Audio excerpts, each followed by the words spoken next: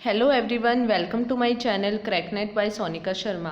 Last 2 videos में हमने business environment से रिलेटेड कुछ टॉपिक्स की रिवीजन की थी। इस वीडियो में भी हम कुछ और टॉपिक्स कवर करेंगे।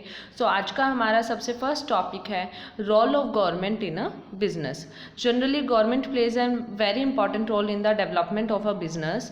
सो there are 4 different types of role which are played by a government in the development of a businesses. सबसे फर्स्ट रोल है regulatory role. Regulatory role is related to the rules and regulation made by a government. इस role के अंदर government क्या करती है, जितने भी इंडस्ट्रियल पॉलिसीज़ हैं या इकोनॉमिक पॉलिसीज़ हैं उन सबको फॉर्मुलेट करती है और उनकी इम्प्लीमेंटेशन के रिगार्डिंग भी स्टेप्स लेती है। कि टाइम टू टाइम गवर्नमेंट ने अभी तक जितनी भी इकोनॉमिक पॉलिसीज़ बनाई हैं, जितनी भी उन्होंने इंडस्ट्रियल पॉलिसीज़ बनाई हैं, टैक्सेशन पॉलिसी बनाई है, कोई फॉरेन ट्रेड पॉलिसी बनाई है, और come came under a regulatory role of a government. इसके अंदर वो उनकी फॉर्मुलेशन एंड उनकी इम्प्लीमेंटेशन की जो उन्होंने पॉलिसीज़ बनाई हैं वो एक्चुअली में उसी तरीके से इम्प्लीमेंट भी हुई हैं या फिर नहीं हुई। ये जितनी भी पॉलिसीज़ हैं, जो भी रूल्स एंड रेगुलेशन हैं, basically these are made to monitor the economic activities of the businesses. Next आता है promotional role. Promotional roles involves the measures required for the development of infrastructure in an economy। कि promotional role मतलब कि कैसे हम अपने country की development कर सकते हैं। इसके अंदर वो सारे के सारे स्टेप्स आ जाएंगे जो गवर्नमेंट अपने हमारी कंट्री की इंफ्रास्ट्रक्चर डेवलपमेंट के लिए ले रही है, like development of irrigation facilities, electricity supply, advancement of technology, water supply के रिगार्डिंग जो भी डिसीजंस उन्होंने लिए हैं, road and transport development, it all came under the promotional role of a government. The next one is planning role. Planning means deciding in advance what to do, how to do, when to do. So planning role includes the formulation of objectives and means of achieving that objective. कि इसके अंदर हम क्या करते हैं, अपने objectives को set करते हैं, जो भी गवर्नमेंट को ऑब्जेक्टिव अचीव करने हैं रिगार्डिंग इंडस्ट्रीज़, और उसी के साथ उसके लिए कैसे आप उन ऑब्जेक्टिव्स को अचीव कर सकते हो, the path of achieving that objectives, वो भी किसके अंदर डिसाइड किया जाता है, प्लानिंग रोल में। इसके अंदर आता है the deciding and timing and usages of resources. जितने भी हमारे रिसोर्सेज हैं उसको आपने कब यूज़ करना है, कैसे यूज़ करना है, कौन उसको यूज़ करेगा, बजट रिगार्डिंग जितने भी डिसीजंस है they came under the category of a planning role. Then next is entrepreneurial role of government. Entrepreneurial role of government is related to the government decisions regarding a capital budgeting, मतलब कि long term investment उनको कहाँ पर करनी है, ownership decision of a government, private ownership होगी, government ownership है, public ownership उसके अंदर कितनी है। इसके अंदर एंटरप्रेन्योरल रोल में गवर्नमेंट किस टाइप के डिसीजंस लेती है, like setting up of a new unit, expansion of existing unit, nationalisation of industries और nationalisation of banks etc. all came under this type of role. So role of government को 4 parts में हमने divide किया। The next topic is related to legal environment, जिसके अंदर हम सबसे first act करेंगे MRTP act 1969। MRTP stands for monopolies and restrictive trade practices act. इसके अंदर हमने किन किन चीज़ों पे फोकस किया था, to regulate the concentration of economic power. Concentration of economic power means monopoly create ना हो, ऐसे ना हो कि इकोनॉमी के अंदर फ्यू हैंड्स के पास ही सारी की सारी पावर हो, वो ही सब कुछ डिसाइड करें कि प्राइस क्या होगा, डिमांड क्या होगी, कंज्यूमर कौन से प्रोडक्ट परचेज करें। तो यहाँ पे इन्होंने मोनोपोली रिस्ट्रिक्टेड हो सके उस चीज़ पे फोकस किया था। To check a monopoly trade practices, कि उन सारी एक्टिविटीज़ पे ध्यान देना जो मोनोपोली क्रिएट कर सकती हैं। To check unfair trade practices. Unfair trade practices मतलब कि जो इलीगल एक्टिविटीज़ है रिगार्डिंग अ ट्रेड उसको चेकआउट करना। To check restricted trade practices. Restricted trade practices हो गई जो कि बैन है गवर्नमेंट की नज़र में, फिर भी उनको किया जा रहा है। To promote a free and fair competition, इसका एक मेन ऑब्जेक्टिव था कि फेयर कंपटीशन मार्केट के अंदर हो। फेयर कंपटीशन का बेनिफिट दोनों गवर्नमेंट को और पब्लिक को दोनों को मिलता है। अगर मार्केट के अंदर कंपटीशन है तो कंज्यूमर्स को बेटर क्वालिटी ऑफ प्रोडक्ट्स मिलेगा एट अ रीजनेबल प्राइस मिलेगा। बट अगर only one type of a product market के अंदर एग्जिस्ट करता है तो चाहे उसकी क्वालिटी कुछ मर्जी हो, चाहे उसका प्राइस कुछ भी हो, पब्लिक को वो प्रोडक्ट परचेज करना ही पड़ेगा। But MRTP act 1969 at present exist नहीं करता। 2002 में इस एक्ट को रिप्लेस कर दिया था कॉम्पिटिशन एक्ट 2002 ने। तो हम नेक्स्ट पढ़ेंगे कंपटीशन एक्ट 2002। 99 के अंदर गवर्नमेंट ने competition policies and law under the chairmanship of SVS Raghavan में के अंदर एक कमेटी बनाई गई थी जिन्होंने अपनी रिपोर्ट को 2000 में सबमिट किया था। और इस रिपोर्ट के अंदर एक डिसीजन लिया गया था कि एक कॉम्पिटिशन्स को रेगुलेट करने के लिए एक सेपरेट एक्ट बनाना चाहिए, दैट इज़ कॉम्पिटिशन एक्ट 2002। तो 2002 के अंदर ये एक्ट पास हो गया था और 13 जनवरी 2003 से ये एनफोर्समेंट में है, मतलब अप्लाई हो चुका है। इसके बाद कंपटीशन बिल 2007 भी आया जिसके अंदर हमने कंपटीशन कमीशन ऑफ इंडिया को सेटअप किया। This act was further amended in 2019। इस एक्ट के अंदर हम किन किन चीज़ों को रेगुलेट करते हैं, एंटी कॉम्पिटेटिवनेस एग्रीमेंट्स, मतलब कि वो सारे एग्रीमेंट्स इसके अंदर इंक्लूड होंगे जो कि कंपटीशन को कहीं ना कहीं रिस्ट्रिक्ट करते हैं, कंपटीशन को कहीं ना कहीं वो रोकते हैं। Like agreements related to merger and acquisition. Abuse of dominate position को इसमें प्रोहिबिट किया गया था कि कोई भी कंपनी अपनी डोमिनेट पोजीशन मार्केट के अंदर क्रिएट ना कर सके। Dominate position is that position under which a company is in the position to control the market, कि उसी के पास पूरी पावर है कि वो रिसोर्सिस को कैसे यूज़ कर रही है, वो कस्टमर पे क्या प्राइस चार्ज कर सकती है, डिमांड को कंट्रोल कर रही है, बाकी सप्लायर्स को भी कंट्रोल कर रही है। तो कोई कंपनी ऐसी पोजीशन अपनी मार्केट के अंदर क्रिएट ना कर सकते। This act also regulate the combinations means regulation of merger and acquisitions. ये एक्ट जो है ये कुछ इंडस्ट्रीज़ पे अप्लाई नहीं होता है and that include public financial institution, investors, banks, venture capital, agreement related to intellectual property rights, इन सब पे क्या है ये एक्ट अप्लाई नहीं होता। नेक्स्ट आता है consumer protection act 1986 to protect the interest of the consumers and act come in 1986 which is called the consumer protection act 1986। इसका मेन फोकस था कि कस्टमर्स के कंज्यूमर्स के इंटरेस्ट को प्रोटेक्ट करना ताकि उनको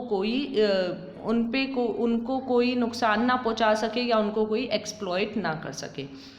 ये 1 जुलाई 1987 में ये अप्लाई हो गया था। इसको हम कोपरा भी बोलते हैं, COPRA। It applies to all goods and services excluding, क्या क्या चीज़ें इसके अंदर एक्सक्लूड है, अगर आपने कोई भी goods and service for commercial purpose ली है।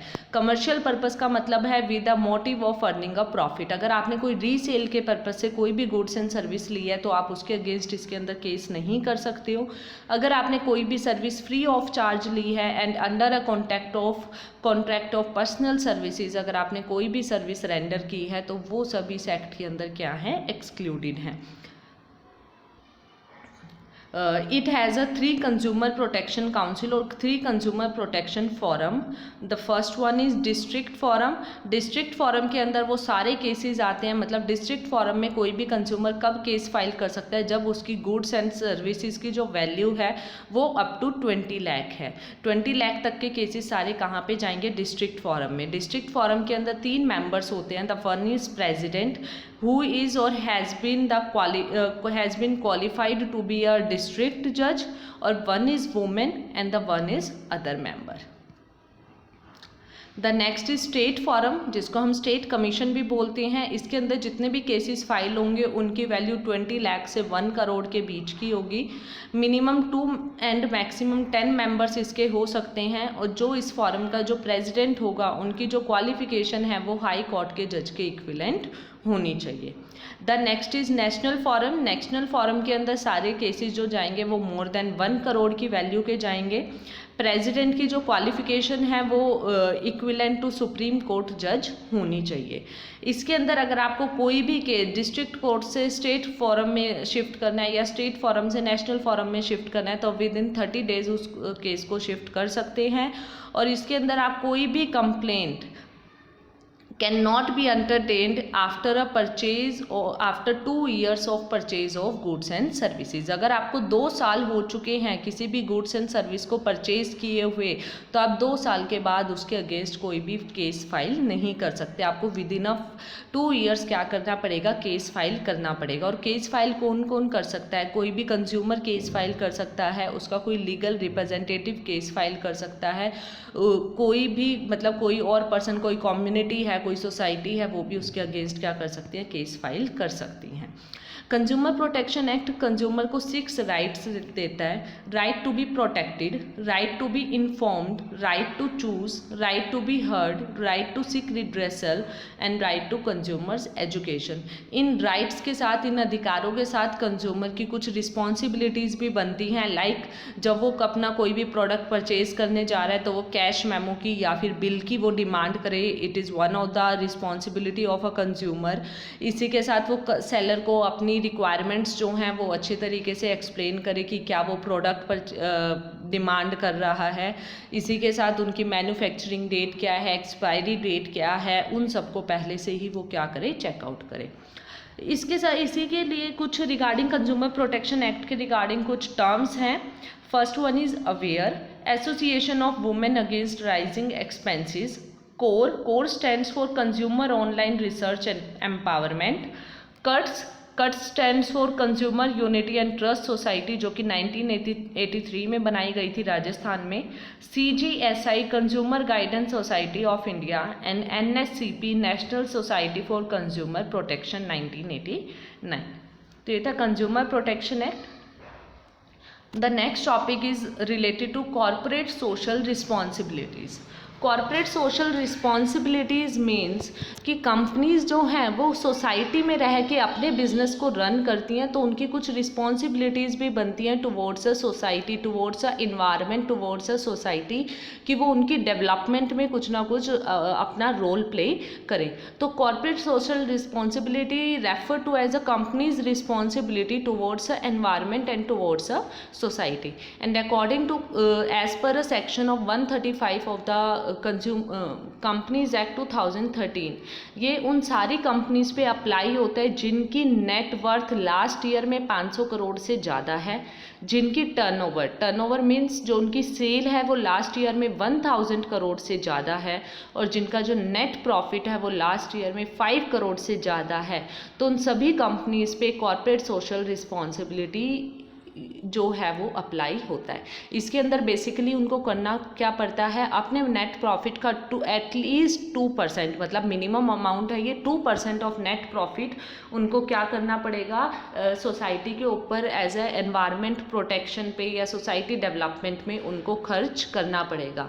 जैसे कि आपने बहुत सारे प्रोग्राम सुने हैं, लाइक टाटा ग्रुप्स की, रिलायंस ग्रुप्स की इंस्टीट्यूट्स में स्कॉलरशिप होती है। It is a part of a corporate social responsibilities.